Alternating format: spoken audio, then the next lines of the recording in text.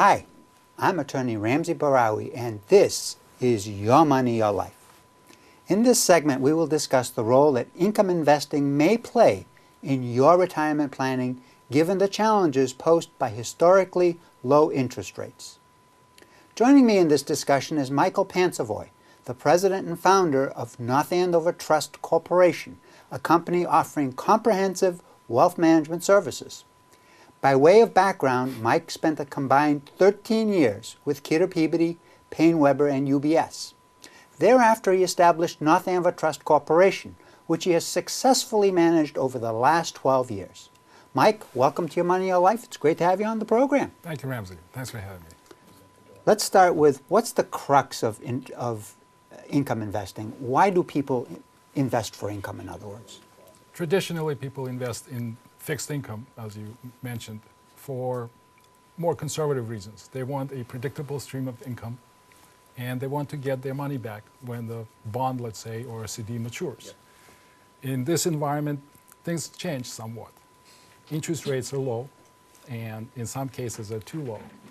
For a conservative investor who, in the past, would want some liquidity and keep a portion of funds in the money market, let's say, some in a CD or maybe a municipal bond, it presents a challenge now because the money market rate of return is non-existent. It's barely above 0%. CD in a bank is probably way less than 1% per year. And people are pretty much have a hard time finding a decent rate of return without really risking their capital, something that fixed income investors are usually not willing to do. And that's the issue today. Okay. So the idea is to create a stream of income, yes. and I'm presuming that comes with a little less risk than if you were to invest in other types of instruments? Well, other types of instruments usually are stocks. Okay. Equities present a different opportunity for investors, but it also carries more risk. So people who want income, they technically are more conservative investors, and they want something that will provide a predictable and relatively safe return. Viewers may not necessarily be familiar with the various different types of bonds. Would you talk to that? Sure. There are a variety of fixed income instruments out there. Some of them are bonds, and those could be whether government or corporate or municipal bonds. And that, of course, spreads further. It doesn't have to be U.S. issued bonds. It could be foreign government or a foreign corporation, for that matter. And in this environment, interest rates are controlled, or at least directed somewhat, by the Fed. And with interest rate policy at near zero, people are scrambling, and so we can see the stock market is at their high levels, and the bond market is trying to find direction, and at the same time, people are what is referred to chasing yield because they want some kind of return and are being forced to assume more risk than ordinarily they would. What about real estate investment trusts? Don't they also throw off income, and how are they different from the types of bonds you just finished discussing? Well, real estate, as implied, it's the entity invests in real estate, whether commercial or maybe a bunch of residential properties, could be medical offices. There are a variety of REITs out there. And as they collect their rents, they, of course, have certain expenses, but then they pass the income to the investors that provide the funding for the REIT. Now, what's critical for the investor when they're creating a stream of income is, of course, the net amount, the amount they end up putting in their pocket. So when we compare the corporate bond to the U.S. Treasury, to the REIT, to the municipal bond, is there a difference in the way those monies are taxed, and therefore a difference in the net amount that person ends up receiving? Yes. Some of the fixed income is taxed, and some is deferred, and some is tax-free. Okay, so which ones are taxable, which ones are deferred, and which ones are tax-free? For example, if you invest in a CD in your local bank, it would be federally taxed. And if you are residing in Massachusetts and the bank is a resident of Massachusetts, then chances are you will not be liable for the state tax. However, it is still taxed on the federal side, which is the larger portion of the taxation. If you were to purchase a treasury bond, then you would also be liable for the federal tax.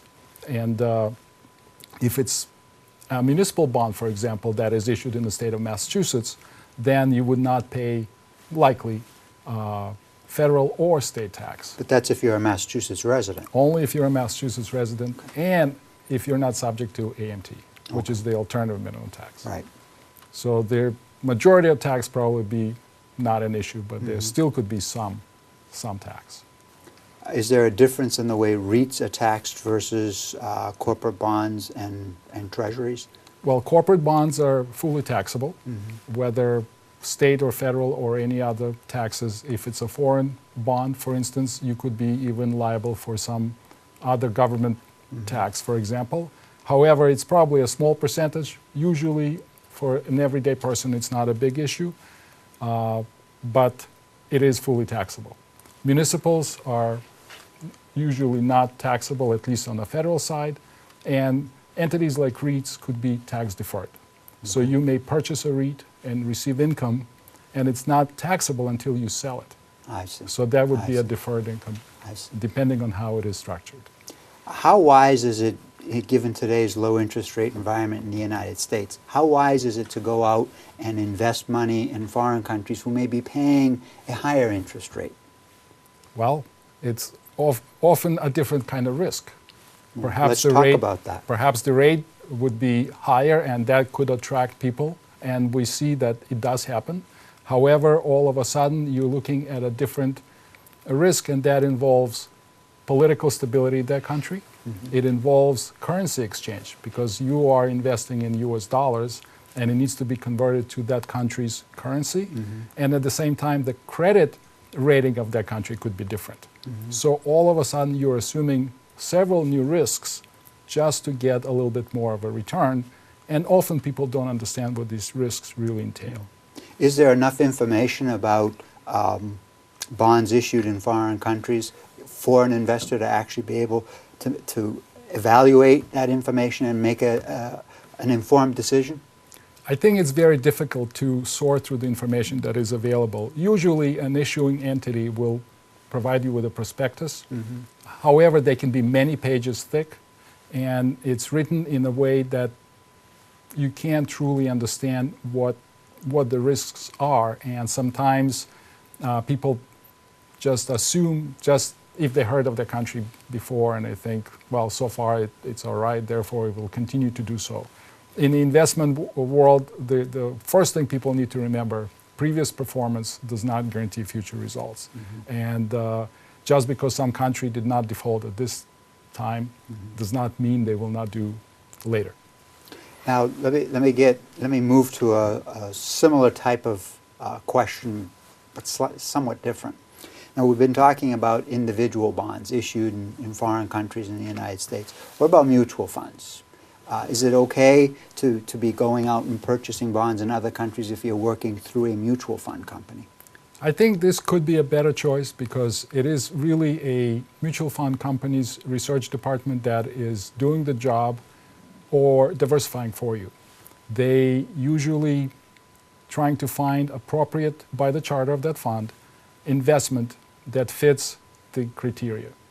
And they have the staff and ability to go through that prospectus and do research about the entity they're about to invest into.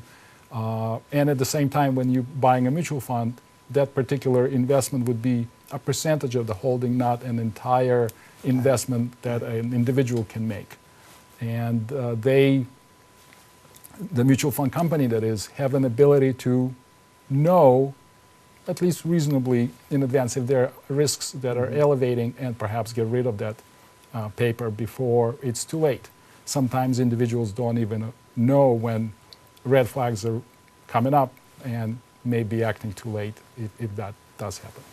Now, earlier you mentioned certificates of deposits, or CDs. Right. I want our viewers to clearly understand, so that this is my question.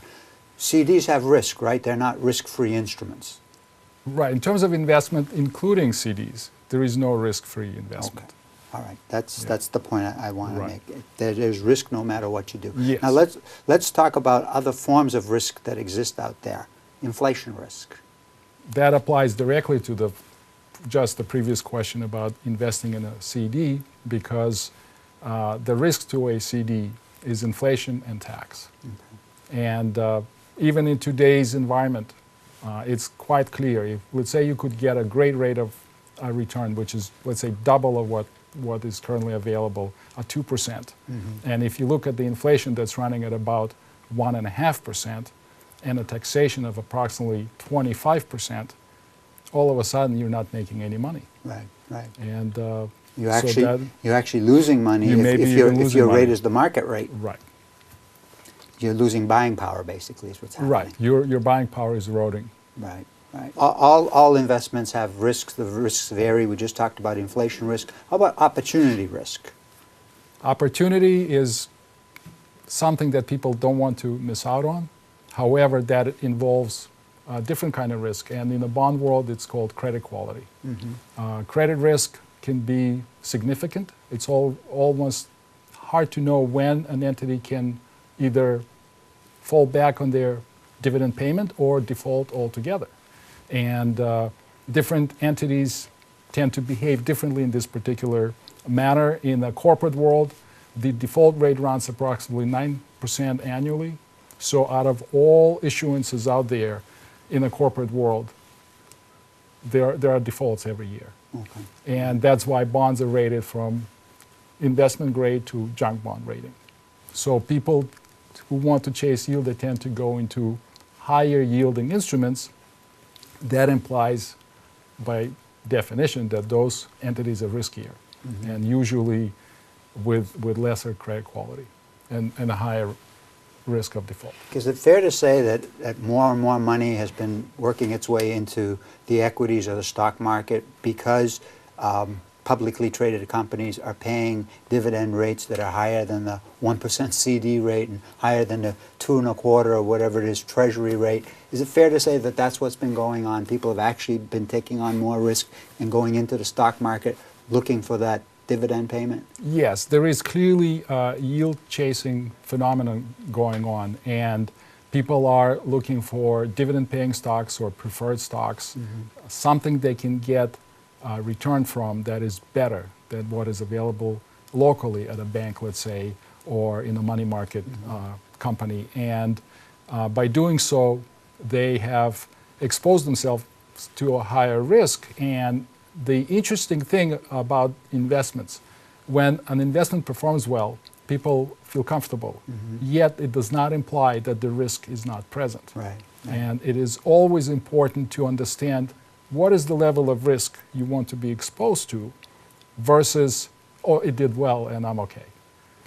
Obviously, what people have been experiencing in the stock market, because it's been an up stock market, it's done relatively well, is if you're involved in dividend-paying stocks, you've been receiving a dividend, and on top of that, you've had capital appreciation. So you've kind of had the best of both worlds.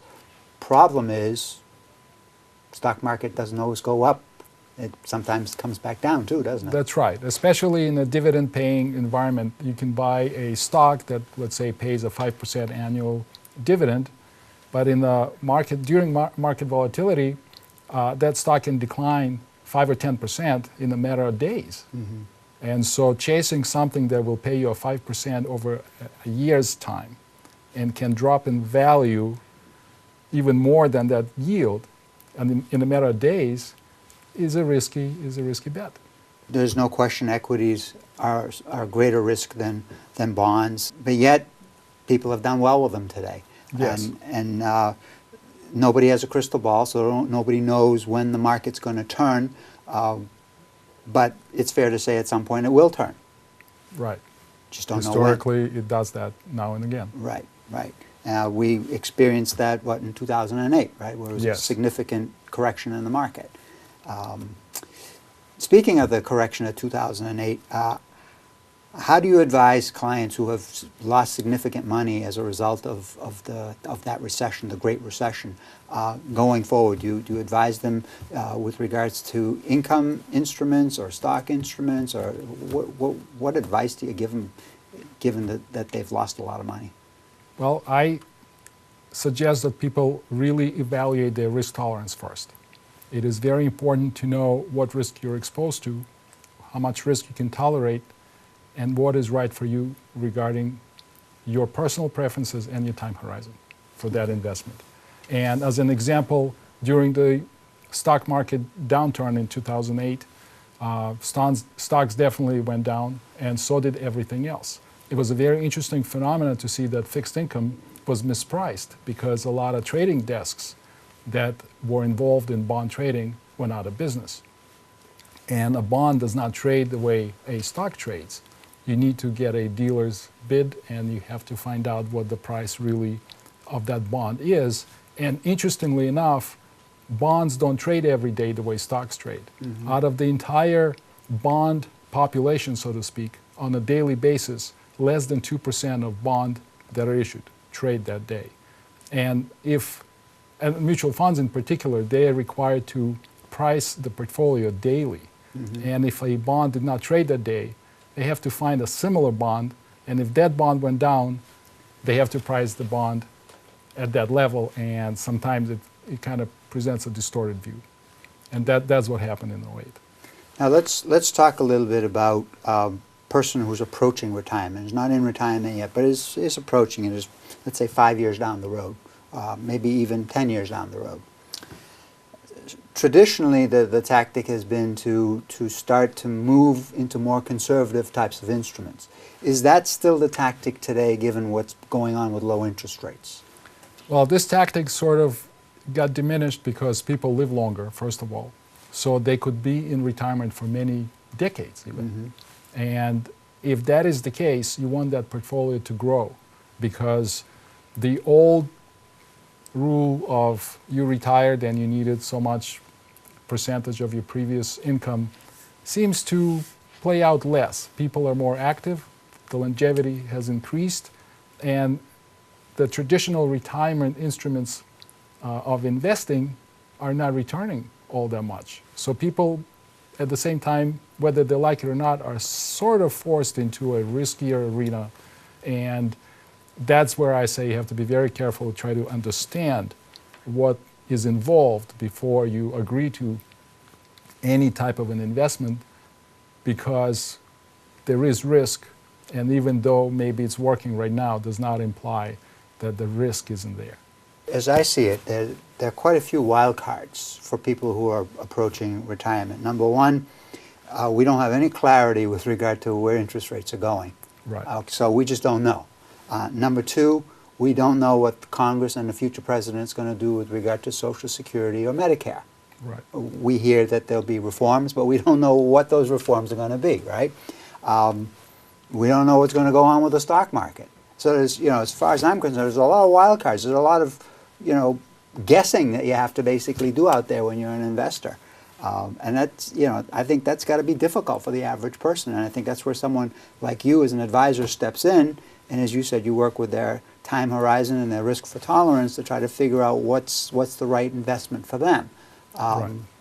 But it's, I think if we look back 20, 30 years ago, these wild cards didn't exist. You had a pretty good sense of, interest rates were pretty stable, Social Security was pretty stable, Medicare was pretty stable.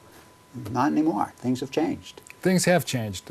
If you are a conservative investor and you didn't want exposure to the stock market, you could go into your local bank and get a CD at a fairly average rate of maybe 4% and say, that's fine for me. Right. You can't say that anymore because you don't even get a 1% return right. on your CD. Right. And with taxation seemingly on the increase and cost of living on the increase, even though it's not the statistic we hear from the Fed, real life inflation is different than what the statistical inflation is. And so the costs are going up and rate of return literally is at near zero. And that forces people to, out of desperation perhaps, seek higher rates of return, and that is really where emotions seem to take over, and it's very important to stay disciplined and create a strategy out of instruments that you understand, or at least take time to understand and learn about it, that you can see what is working for you and why maybe you should be more patient with something instead of being less informed and then be surprised. Is it wise for an investor at any age to have some allocation in fixed income investments in order to try to smooth out the volatility in the portfolio? Is that wise? I think it is. I think it is. Fixed income adds, as you said, some kind of anchoring. Bonds have a maturity just by definition, and so yes, there could be volatility, but then these bonds, of course, if they don't default, return your funds at maturity. Stocks do not have a maturity date, and so the volatility can be perpetual. Mm-hmm. You may simply lose your money without a lot of warning, and it's a good idea to have a balanced portfolio. Again, that is appropriate for your personality, your risk tolerance, and your time horizon, your objectives. And past performance, whether it's a stock or a bond or whatever segment in the market, does not imply that in the future it will repeat itself. Right. And it's very important to understand that. However, people don't know what the future holds, and they tend to rely on past statistics. And that's where balancing tend to help, because a balanced portfolio tend to be more enduring and wins the race, if you will, mm-hmm. versus creating a lot of volatility, and at the end of the day, maybe it's not performing that great. So it goes back to the old story of the tortoise and the hare, right? Yes. The steady wins the race. The tortoise was steady, right. And he won the race. The hare could take off and be really fast, but then he got tired and right. couldn't finish the race. You know. That's right. Okay, that makes perfect sense. Now let's talk about people who are entering or in retirement. They've got a pool of money that they've set aside for retirement. We talked a little bit earlier about making sure that you have balanced investments, so you've got some income and you've got some stocks for growth and all of that. How should they go about withdrawing the money from their retirement account? Is there some sort of plan for how to withdraw that money? In the past, it was easier because the fixed rate of return was a little higher, mm-hmm. and people sometimes would withdraw maybe 4% of their balance and say, well, the markets tend to do better than 4% a year, so I'll be fine. Mm-hmm. Well, that has changed. And so depending on the amount of funds available in the particular case and the time horizon and the age of the person, I think it's important to value all that and look at the particulars and try to figure out what is the right way to create a stream of income, because it is not a black and white picture anymore. It has to be balanced, again, with the risk tolerance and the appropriate type of instruments that would fit that profile to create a stream of income. There is no silver bullet here. So when you're speaking with a client who's planning to enter into retirement, do you talk to them about what their expected lifestyle is going to be and how much that's going to cost them, and whether they've figured out a budget to make sure that all works? Is that it's something that you do? Well, I can. However, in general terms, yes, people need to figure out what their needs are, what mm-hmm. their resources are, and how the together will meet. Mm-hmm. And it's important for people to understand that the expenses and the income need to balance in a certain way, and balance with whatever other sources of income they may have, whether it's Social Security or a pension. And they sometimes need to perhaps make changes to their lifestyle in order to reduce the expenses. Right. And I observe people moving to a state that is less expensive. Mm-hmm. The cost of living is less than their current residence, perhaps, or whatever the circumstances, that you find that people are beginning to make these changes. If they cannot create a stream of income to satisfy their current needs, maybe they have to change the environment a little bit. Right. and so on. I also think it's important that if somebody has a traditional IRA, or if they have a SEP IRA, or they have a 401k, that they have to understand that the amount of money that's invested in that account is really not the total amount of money that's going to be available to them, because they're going to have to pay taxes on that money, right? So they actually are looking at something less than what's in that account. Yes, by the time you reach 70 and a half years of age, you will start paying some kind of tax on that IRA, and because the minimum withdrawals are required at that, to start at that time, but you have to make that withdrawal, and that withdrawal is taxable at your rate, and of course 100% of that money is not available to you. People need to understand that if they are in a tax-deferred account, that if they have X dollars in there, they actually, after they've paid Uncle Sam and the Department of Revenue, they actually have X minus. That's right. And on top of that, there is inflation running, which we mentioned previously. So between tax and inflation, you need to somehow be able to overcome that to stay afloat. Right. And the critical thing for everyone, I would think, is you don't want to run out of money in retirement. That would be the absolute worst case scenario. Run out of money, right. Again, just like you said earlier, with regard to risk, there is no such thing as no risk, and there's no silver bullet either. You know, life is fraught with a lot of uncertainties, isn't it? Yes, there is a lot of uncertainty in investments, and it's very important to understand that. You saved for retirement. You took steps to assure that your financial plan aligns with your personal and retirement goals. Yet today you're experiencing the challenges of persistently low interest rates. Interest rates so low that on an inflation-adjusted basis, you're actually losing buying power. Therefore, if your retirement plan is based on interest rate assumptions that are no longer valid, it may very well be time to adjust your plan. While each person's financial needs will vary, everyone does need to review their retirement planning in the context of the current economic environment. Making adjustments to meet your retirement objectives can be fraught with complexity. It is precisely for that reason that one should establish clearly defined goals, balanced by one's risk tolerance and time horizon. Given today's low interest rate environment, developing an income stream can be both challenging and stressful. The key is to stay flexible and develop an effective plan and strategy with a trusted, reputable advisor like my guest, Mike Pansovoy of North Andover Trust, who can help you to create a realistic plan and strategy that incorporates your income needs, lifestyle goals, and current financial condition.